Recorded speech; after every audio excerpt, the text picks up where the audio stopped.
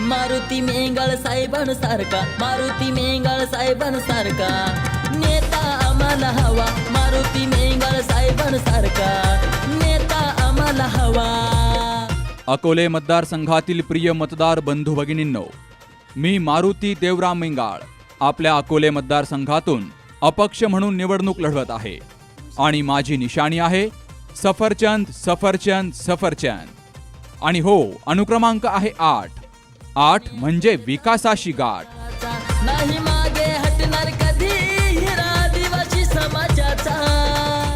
मी आपल्या अकोले मतदारसंघासाठी विकासात्मक वाटचाल करण्यासाठी कटिबद्ध आहे.